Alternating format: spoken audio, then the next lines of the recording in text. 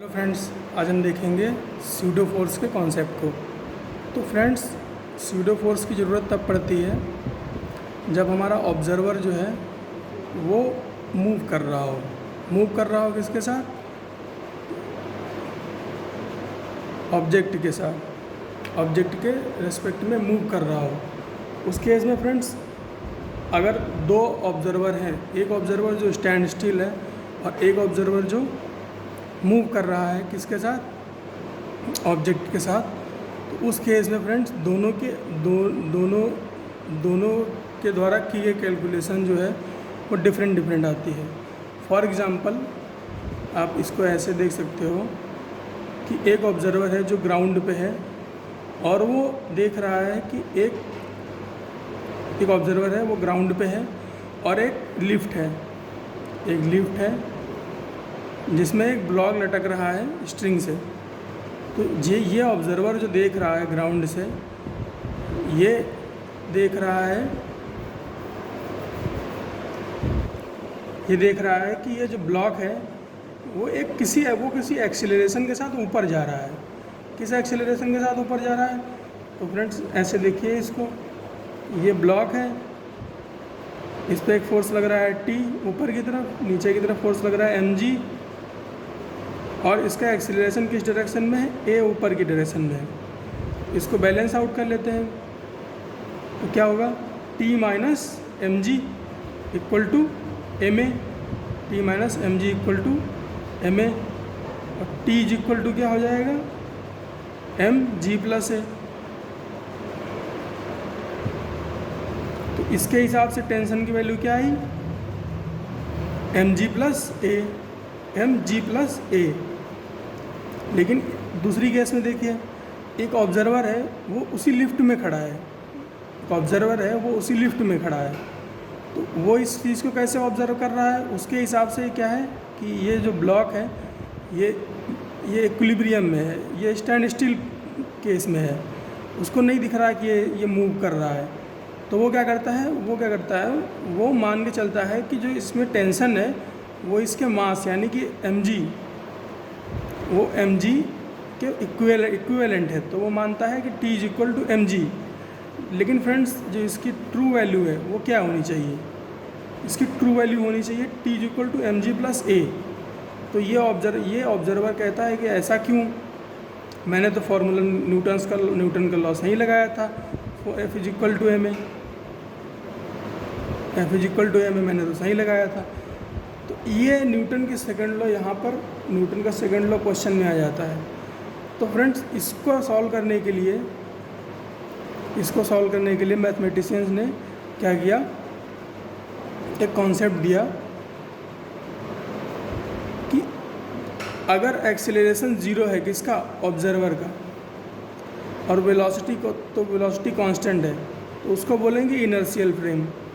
वो normal case है जिसमें F is equal to m directly applied हो जाएगा। लेकिन अगर नॉन इनर्शियल फ्रेम है, यानी कि जो ऑब्जर्वर है उसका एक्सीलरेशन नॉन जीरो है या फिर उसकी वेलोसिटी चेंज हो रही है, तो हम क्या बोलेंगे कि Newton's law of motion applicable नहीं है, डायरेक्टली एप्लीकेबल नहीं है। तो उस केस में क्या करेंगे फ्रेंड्स? उस केस में पिक्चर में आता है स्यूडो फोर्स का कॉन्सेप्ट। तो स्यूडो फोर्स का कॉन्सेप्ट क्या है? To apply Newton's law of motion in non inertial frame we use pseudo force. तो स्यूडो फोर्स क्या होता है? Fp is equal to minus m a. अब इसमें क्या होता है? A क्या है? A है एक्सीलरेशन ऑफ ऑब्जर्वर। M क्या है? Mass of object. माइनस क्या है? माइनस बताता है कि स्यूडो फोर्स जो है वो ऑपोजिट डायरेक्शन में लगेगा एक्सीलरेशन के, in opposite direction of acceleration of observer. और Fp क्या बताता है? ऑन ऑब्जेक्ट, मतलब कि ऑब्जेक्ट पे ये फोर्स लगेगा। तो अब जो ये ऑब्जर्वर है इसको क्या मिल गया? स्यूडो फोर्स का कॉन्सेप्ट। अब इसको स्यूडो फोर्स का कॉन्सेप्ट मिल गया, तो इसने क्या किया, स्यूडो फोर्स लगाया ma, किस डायरेक्शन में, ऑपोजिट डायरेक्शन में एक्सेलरेशन के, एक्सेलरेशन के ऑपोजिट डायरेक्शन में लगाया स्यूडो फोर्स ma, और ये क्या हो गया mg, और ये क्या हो गया t। तो अब इसने क्या किया, अभी भी इसने बैलेंस आउट ही किया है, अभी भी इसने बैलेंस आउट ही किया है, तो इसने क्या किया, t equal to mg plus ma कर दिया, तो इसकी वैल्यू आ गई। अब इसको एक एग्जांपल के थ्रू समझते हैं। हमसे क्या कहा, एक एग्जांपल लिया मैंने, तो हमसे क्या कहा कि एक ट्रॉली है, उसमें एक ऑब्जर्वर खड़ा है और उसी ट्रॉली में एक बॉल लटक रहा है, इसका मास क्या है m, और ये जो ट्रॉली है वो a, उसका ट्रॉली का एक्सीलरेशन क्या है a। तो हमसे बोला गया find theta where m rest in equilibrium, find theta where a rest in equilibrium. तो हम जितनी भी कैलकुलेशन करेंगे इस ऑब्जर्वर के पॉइंट ऑफ व्यू से करेंगे, स्यूडो फोर्स का यूज़ करते हुए। तो क्या होगा, तो ये बॉल कुछ ये बॉल अगर ये आगे जा रहा है तो ये बॉल पीछे की तरफ जाएगी, तो ये बॉल पीछे की तरफ कुछ एंगल थीटा बनाकर, पीछे की तरफ कुछ एंगल थीटा बनाकर इक्विलिब्रियम में आ जाएगी। तो मान लेते हैं कि कुछ एंगल थीटा बना, और जब ये इक्विलिब्रियम में आएगी तो अगर ये ट्रॉली आगे की तरफ जा रही है तो स्यूडो फोर्स किस डायरेक्शन में लग रहा होगा, स्यूडो फोर्स लग रहा होगा पीछे की डायरेक्शन में, कितना ma के बराबर, ma के बराबर। और इस पर ग्रेविटेशनल फोर्स कितना लग रहा होगा, mg, नीचे की तरफ, और इस स्ट्रिंग में कुछ टेंशन नहीं होगी, कितनी होगी t। तो क्या करते हैं, इसका फ्री बॉडी डायग्राम बनाते हैं। mg नीचे की तरफ हो गया, ma बैकवर्ड डायरेक्शन में हो गया, और ये जो टेंशन है इसके दो कंपोनेंट हो जाएंगे, एक हॉरिजॉन्टल कंपोनेंट हो जाएगा और एक वर्टिकल कंपोनेंट हो जाएगा। तो यहाँ से हमारे पास क्या आ जाएगा, अब ये जब इक्विलिब्रियम में क्या होगा, ये दोनों बराबर होंगे, तो t cos theta is equal to mg एक इक्वेशन हो जाएगी, t sin theta is equal to ma एक इक्वेशन हो जाएगी। तो दोनों को डिवाइड कर लेते हैं 1 और 2 को, तो क्या आ जाएगा, tan theta is equal to a by g. तो यहाँ से टेंशन की वैल्यू कितनी आ जाएगी, t is equal to ma square plus g square, और थीटा की वैल्यू क्या आ जाएगी, tan inverse a by g. तो एक केस ये बनता है, ये फर्स्ट एग्जांपल था फ्रेंड्स स्यूडो फोर्स का। इसके अलावा और क्या एग्जांपल बन सकता है,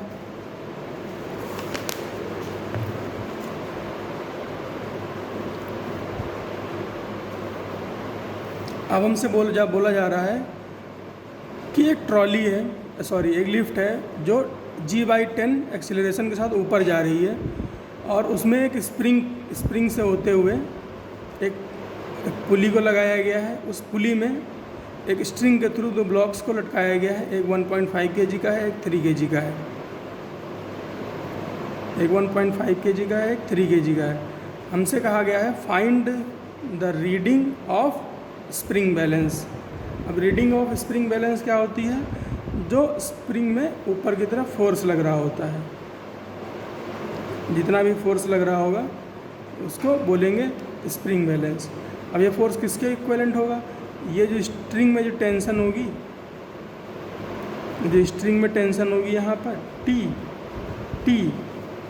अब ये दोनों टेंशन का दोनों टेंशन का सम होगा, यानी कि 2T। तो FSP इक्वल टू 2T के बराबर होगा। अब इस स्ट्रिंग में टेंशन निकालनी है, और टेंशन कैसे निकलेगी, देखो फ्रेंड्स, ये डायग्राम बनाते हैं। तो ये पुली हो गई, ये स्ट्रिंग हो गई, ये ब्लॉक 1.5 kg हो गया, ये ब्लॉक 3 kg हो गया।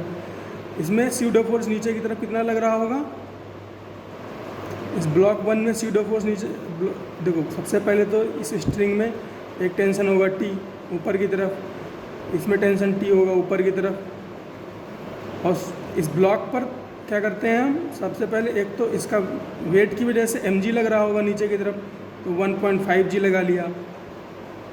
इसके अलावा स्यूडो फोर्स कितना लग रहा होगा, ma के बराबर, ma g/10, तो 1.5 इंटू g/10, तो एक स्यूडो फोर्स लगा दिया। इसी तरह से 3 kg ब्लॉक पे 3g/10 स्यूडो फोर्स लगा दिया और mg 3g लगा दिया। ये हो गया सारा। अब क्या करते हैं, अब इक्वेशन बैलेंस करा लेते हैं। सबसे पहले 1.5g वाले ब्लॉक के लिए इक्वेशन लिखते हैं। क्या लिखाएगी, t minus 1.5g/10 minus 1.5g minus 1.5g is equal to 1.5a। ऊपर की तरफ एक्सीलरेशन, एक तो ये इक्वेशन हो गई है ब्लॉक 1.5 ब्लॉक वाले ब्लॉक के लिए हो गया। इसके बाद दूसरे ब्लॉक 3 kg वाले ब्लॉक के लिए लिखते हैं। तो नेट फोर्स किस डायरेक्शन में है, नीचे की तरफ, तो क्या लिखेंगे 3g/10 plus 3g minus t equal to 3a। ये दूसरा, दोनों को ऐड कराया, टेंशन से टेंशन कट आउट हो गई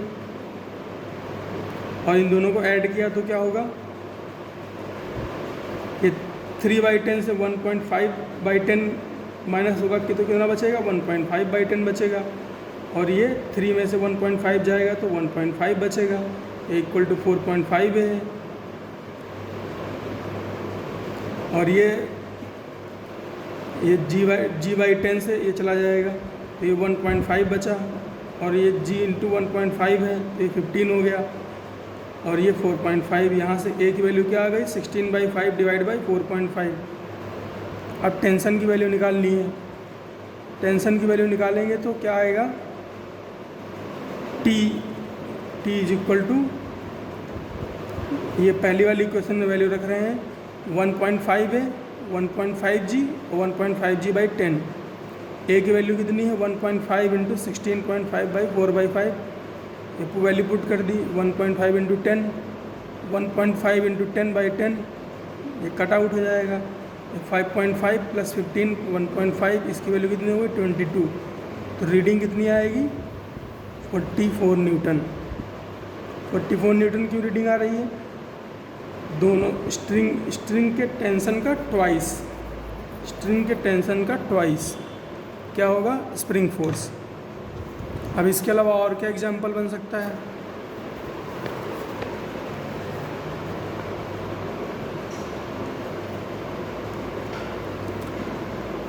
अब हमसे बोला जा रहा है फाइंड एक ब्लॉक। देखिए एक ब्लॉक है, एक ट्रायंगुलर ब्लॉक है, कैपिटल M मास का, उसके ऊपर एक स्मॉल m मास का ब्लॉक रखा गया है। तो हमसे कहा जा रहा है find acceleration of capital M block such that small m is at rest with respect to capital M,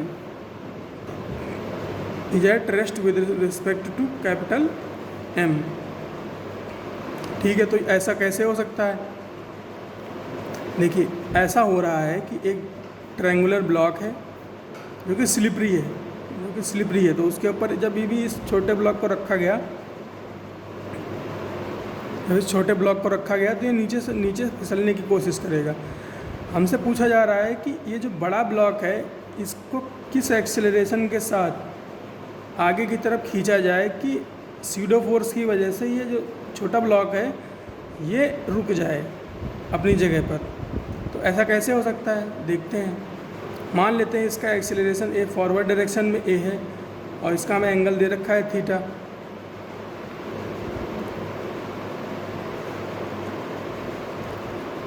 तो जब ये ए डायरेक्शन में जब ये प्लस एक्स डायरेक्शन में जब मूव कर रहा होगा तो इसके ऊपर कौन कौन सा फोर्स लगेगा, एक स्यूडो फोर्स लगेगा पीछे की तरफ, एक स्यूडो फोर्स लगेगा पीछे की तरफ, कितना ma, ऐसा देख सकते हैं, एक ma ऐसा फोर्स लगेगा स्यूडो फोर्स ma। इसके अलावा इस पर और कौन सा फोर्स लग रहा है, mg लग रहा है। एक नॉर्मल रिएक्शन होगी n,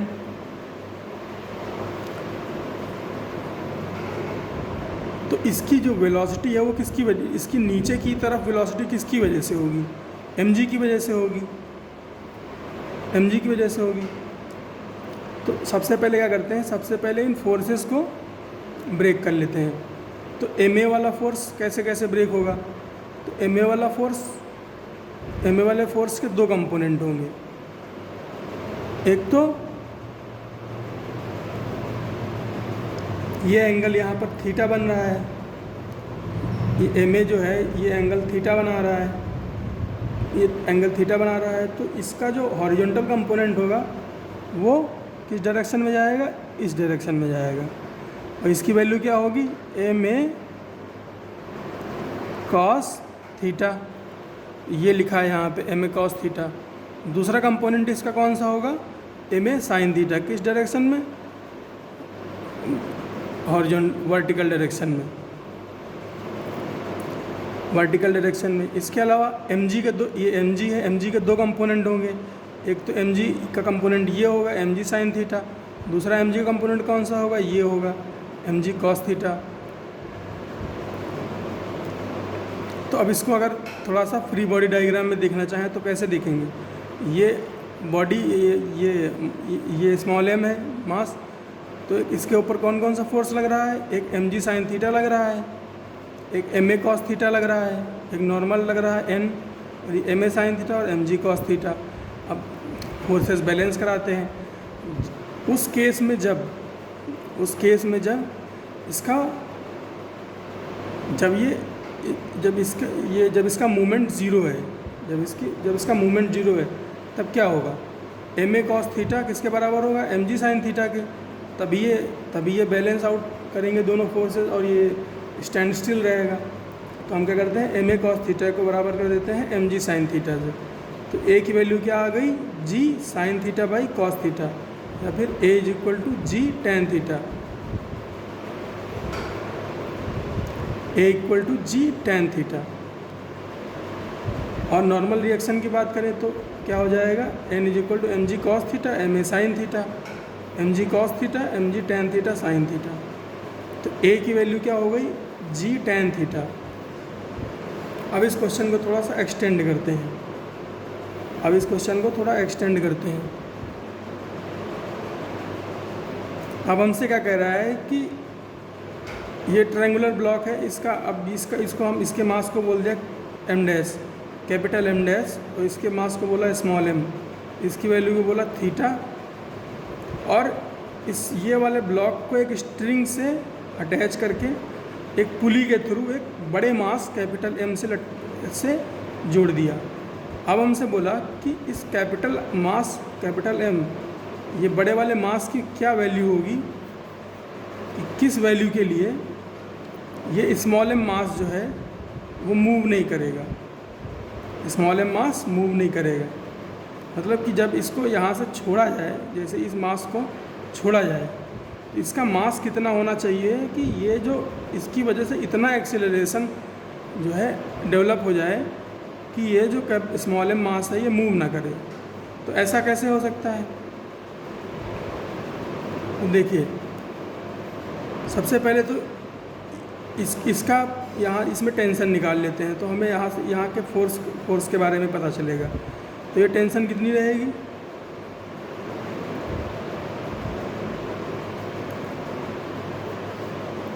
ये हो जाएगा mg minus t equal to capital M a। एक तो ये इक्वेशन हो गई। इसके अलावा दूसरा क्या है, टेंशन t किसके बराबर हो जाएगा, capital M dash plus small m into a, ये दूसरी हो जाएगी। यहाँ से हमें क्या मिल जाएगा, mg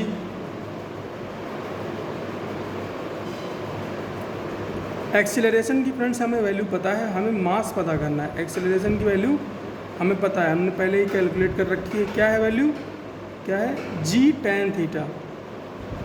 हमें क्या कैलकुलेट करना है, हमें कैलकुलेट करना है मास। तो फ्रेंड्स यहाँ से हमारे पास क्या है, mg is equal to capital M plus M dash plus small m।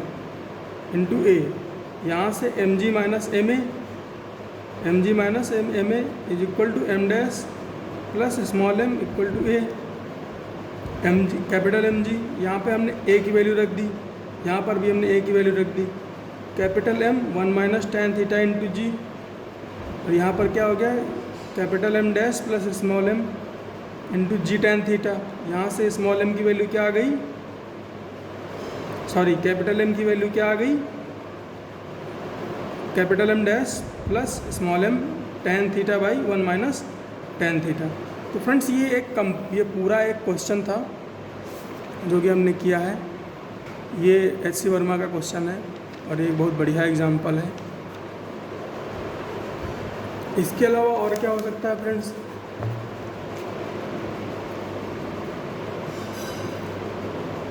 इसमें हम अब इसमें क्या है,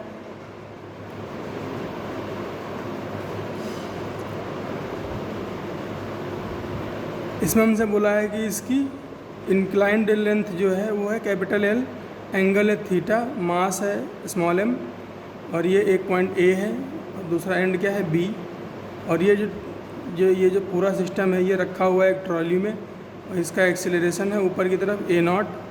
तो हमसे बोला है find the time in which it reaches from A to B, find the time in which it reaches from A to B.